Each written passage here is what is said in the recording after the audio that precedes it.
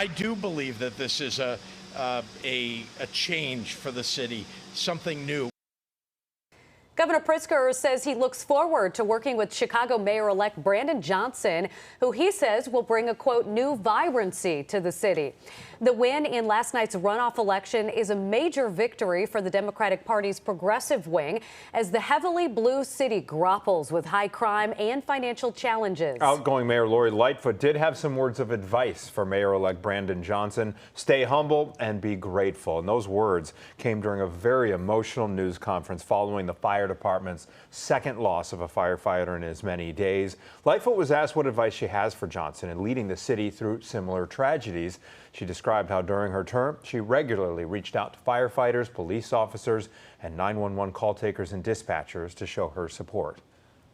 When you've seen what I've seen, when you have to make the calls that I've had to make, you better be humble and you better be grateful.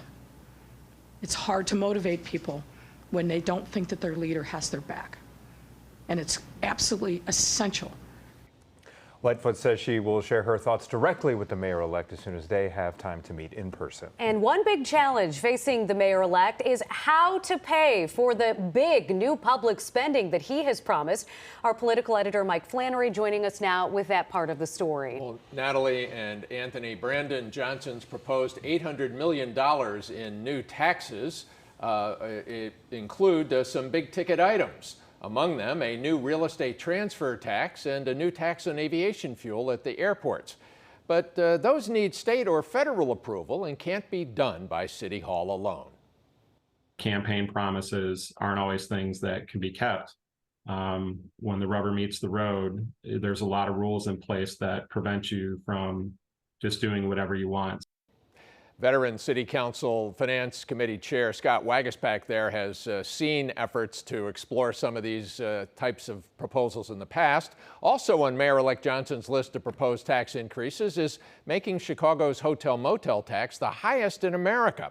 Before the pandemic, the local hospitality and tourism industry was Chicago's #1 private employer, with many minorities among the workforce. Millions of pre-pandemic tourists, though, have not returned, nor have thousands of pre-pandemic jobs. It's a big reason Johnson's proposed tax increase on hotels could face a fight in the city council.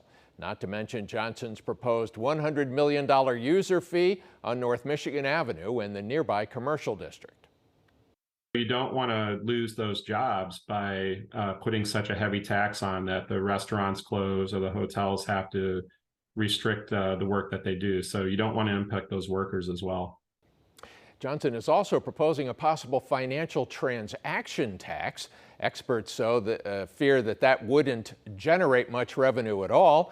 The CME Group, for instance, and others like it could easily begin to execute financial trades outside of Chicago, putting those beyond the reach of local tax collectors. Now, supporters of the idea, including one thinker at the Chicago Teachers Union, noted that financial trades in London pay such a tax, but that tax is imposed by the national government, making it harder to dodge.